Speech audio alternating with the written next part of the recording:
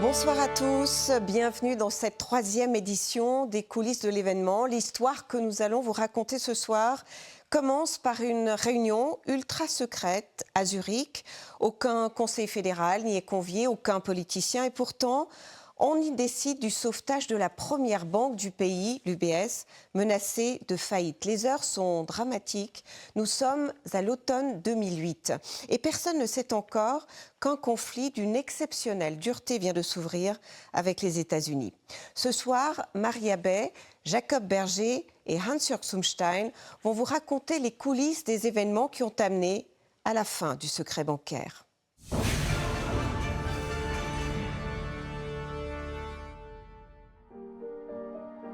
C'était la banque de la Suisse.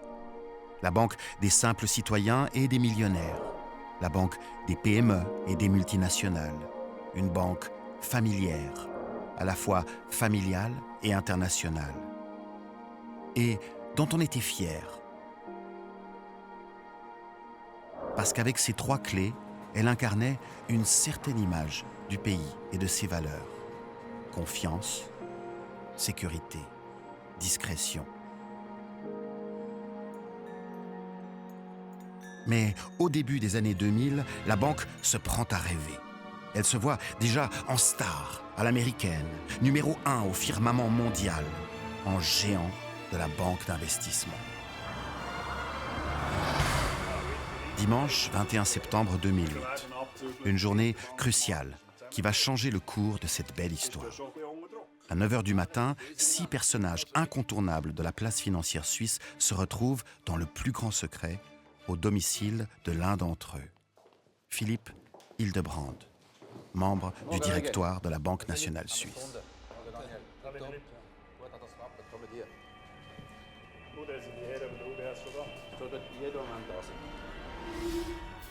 Rappelez-vous, dans les années 2000, sous la direction du très ambitieux Marcel Ospel, UBS, enfin coté à la bourse de Wall Street, était devenu un acteur clé de la place financière américaine. Ouvrant même la plus grande salle des marchés du monde à 3 quarts d'heure de New York. Un nouveau concept faisait alors fureur, les subprimes, produits financiers complexes inventés pour générer de fabuleux profits.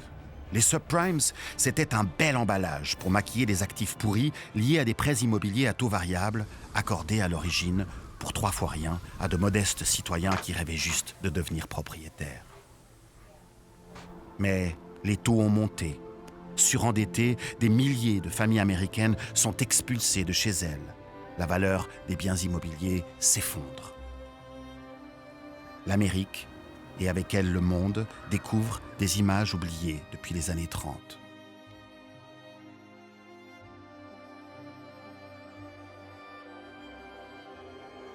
La classe moyenne américaine s'enfonce dans la pauvreté. Les banques, elles, perdent des milliards, à commencer par UBS, qui, pour avoir eu les yeux plus gros que le ventre, sera l'établissement européen à perdre le plus d'argent.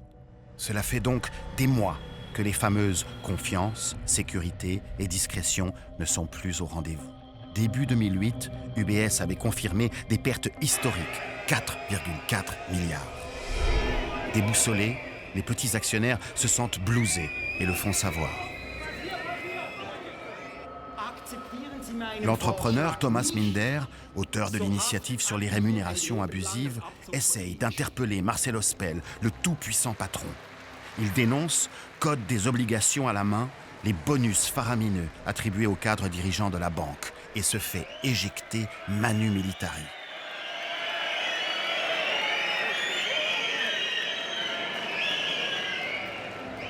Il ne sera pas le seul à apostropher le grand patron. Vous avez investi des milliards aux USA. L'Eldorado, le miracle américain. Serait-il redevenu l'Amérique des westerns? Le poker est un jeu à la mode, mais la banque n'est pas un casino. Vous avez joué gros, vous avez perdu gros. Mais j'espère que tout n'est pas perdu. Poussé vers la sortie, Marcel Ospel devra remettre les clés de la banque à Peter Courer. le même Peter Courer qui est au centre de la séance secrète du 21 septembre 2008.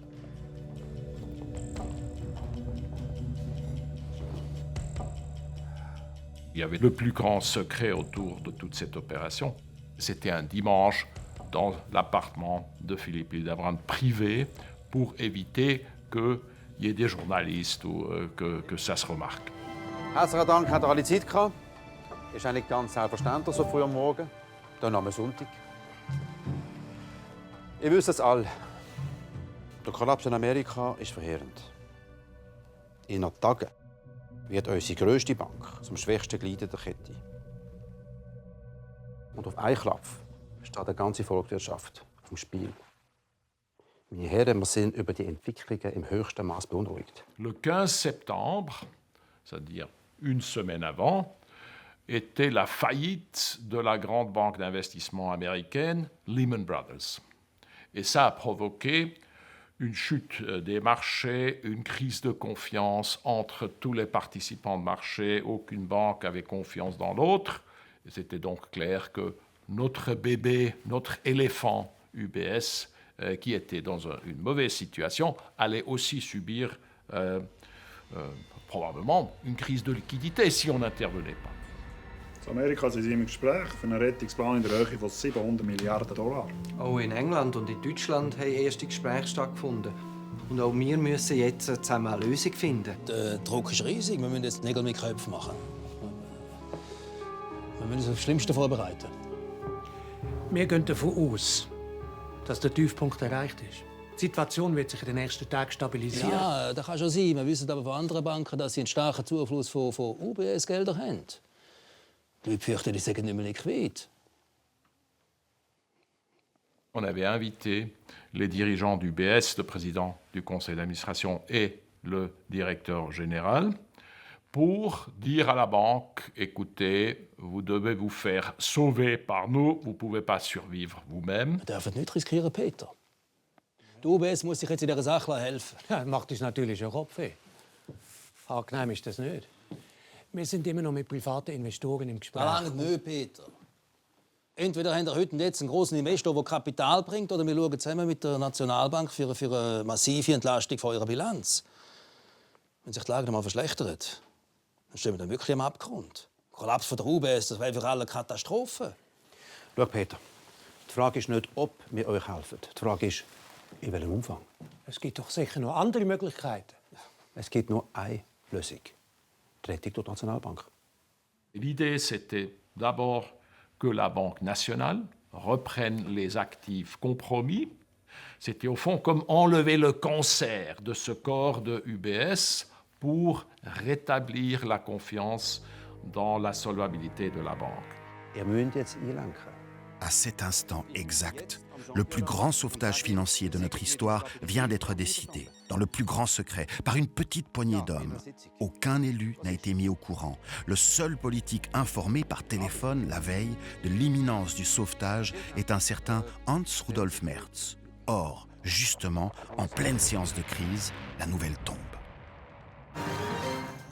Merci d'être avec nous pour ce journal. Le conseiller fédéral Hans Rudolf Merz a eu un accident cardiovasculaire hier soir.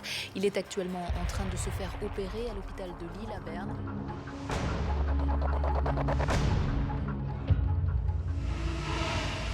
On savait qu'au fond, cette hypothèse d'une aide de l'État à une banque, c'était contraire à son idéologie et qu'il voulait l'éviter à tout prix.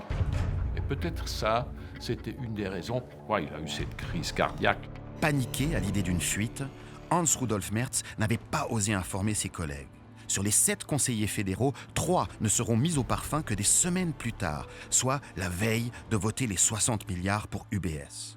Le président de la Confédération, Pascal Couchepin, qui a repris le dossier au vol, ne jugera pas non plus utile d'informer l'ensemble de ses collègues. Mais devant la presse, le discours est tout autre. Madame la conseillère fédérale, Monsieur le Président de la Banque nationale, Monsieur le Président de la Commission fédérale des banques, Mesdames, Messieurs, depuis des semaines, le Conseil fédéral suit avec intensité et attention l'évolution des marchés financiers. Sur la base de diverses analyses réalisées avec la Commission fédérale des banques et la BNS, nous avons décidé hier de donner notre approbation au train de mesures envisagées. Nous, BNS, avons le temps. UBS n'a pas de temps. Elle est constamment sous pression. Chaque trimestre, on commente activement ses résultats.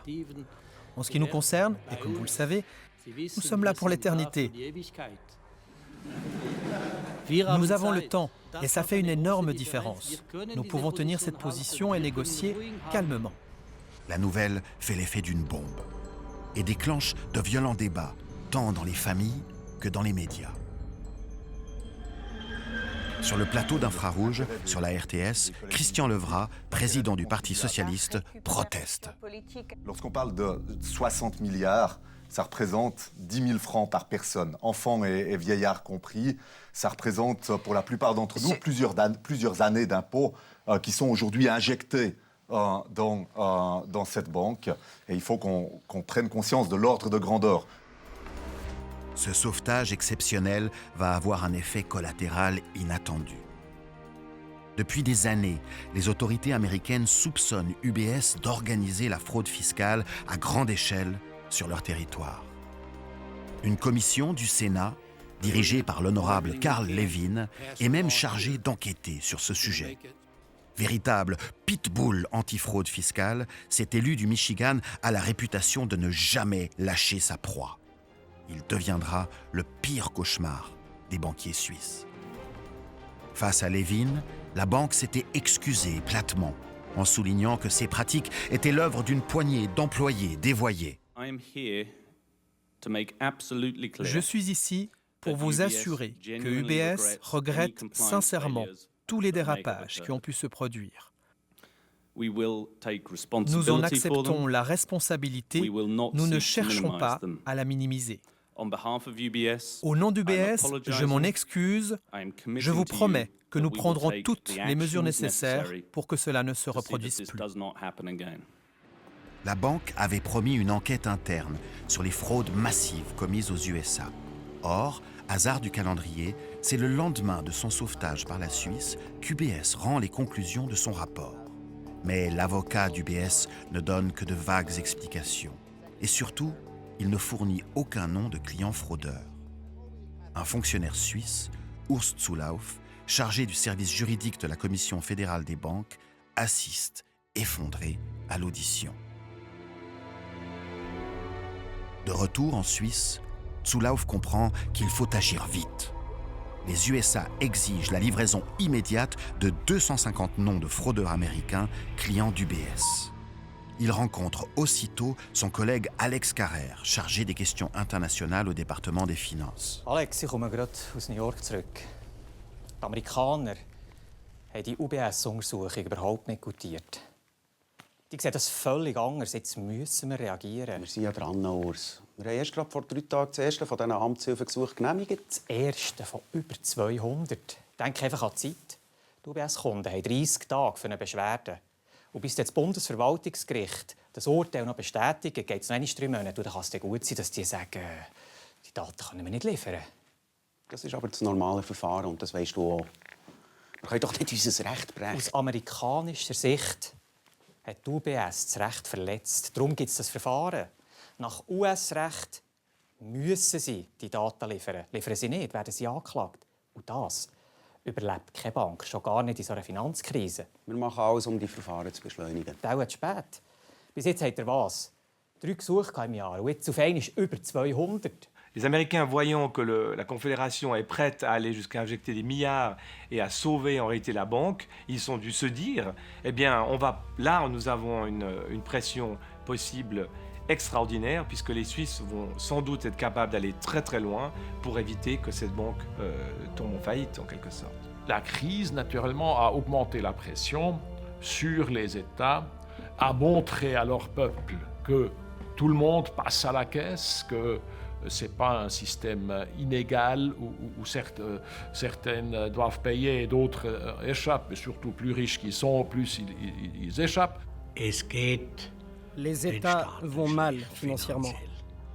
Ils ont faim. Et les États qui ont faim cherchent à bouffer par tous les moyens. Et ils pensent assez vite à la riche Suisse. En plus, la Suisse est une place financière convoitée. Londres veut une part du gâteau. L'Allemagne veut une part du gâteau. Et l'Amérique aussi veut une part du gâteau. Particulièrement l'Amérique, qui se dit « Maintenant, on va attaquer la Suisse et ses banques. Comme ça, les clients resteront chez nous. » So schnell geht das nicht, Urs. So eine Anklage hat ja schlechte Auswirkungen auf die amerikanische Wirtschaft. Das wissen die auch. Möglich. Aber was ist, wenn du nicht recht hast? Was, wenn sie gleich klagen? Ohne die Zusicherung von Kundendaten sind die Amerikaner nicht bereit, eine Lösung zu finden. Die Gefahr von einer Anklage bleibt und das hat verheerende Auswirkungen auf unsere Volkswirtschaft. Die soll jetzt einfach ein bisschen Geduld haben. Vergiss einfach nicht, was das für unser Land bedeutet, wenn das schief geht. Ja schon, aber wenn wir die Namen liefern, dann stoßen wir an die Grenzen des Bankgeheimnisses. Was ist dir denn lieber? Eine kaputte Bank, die ganze Schweiz in den Abgrund reisst, oder die Namen von 250 amerikanischen Steuerbetrügern ausliefern? On savait, incrimination pénale, même si ce n'est pas encore un jugement, c'est mortel. Alors on savait, si ça allait dans cette direction-là, pour UBS, ça sera la mort, même si on l'avait sauvé financièrement de ces actifs pourris investis dans des hypothèques subprime des États-Unis.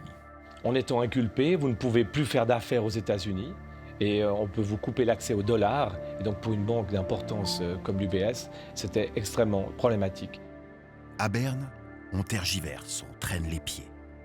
Certains fonctionnaires s'accrochent presque désespérément aux secrets bancaires, aux procédures helvétiques d'assistance juridique, sans comprendre que des missiles américains sont pointés sur la Suisse. L'administration fédérale n'a peut-être pas mesuré la gravité de la crise au début. Seule la FINMA semble avoir conscience du danger. Après moultes hésitations, le Conseil fédéral se range à l'avis de l'autorité de surveillance des banques. Tant pis pour le droit, tant pis pour la loi. Au nom de la raison d'État, on va donner aux Américains ce qu'ils veulent, soit 250 noms de clients américains d'UBS, sur une simple clé USB. UBS a donné ces informations sur un stick USB. M. Zulauf, le chef du service juridique, a donné ça à un agent du FBI qui l'a transporté aux États-Unis. Et puis Zulauf, il devait encore envoyer le mot de passe pour l'autorité américaine pour pouvoir ouvrir ce USB stick. Voilà, affaire classée. Affaire classée? Pas tout à fait. Le lendemain de la livraison des 250 noms, l'administration US dépose une action civile et exige 52 000 noms supplémentaires de clients UBS. Les Américains ont dit « Maintenant, ça suffit. On exige ça tout de suite et gare à vous si vous ne livrez pas ce qu'on demande. » C'est comme ça que ça fonctionne avec les Américains. Ils menacent de mettre nos banques à l'arrêt et ils ne font pas de quartier. Je pense qu'il n'y a aucun doute, c'est du chantage.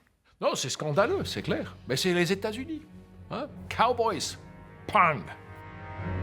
À nos yeux et aux yeux du monde, l'image de la Suisse et celle de ses banques se sont toujours confondues. La Suisse, c'était le secret bancaire. Et pour la première fois, ce secret venait d'être entamé. Il allait maintenant imploser.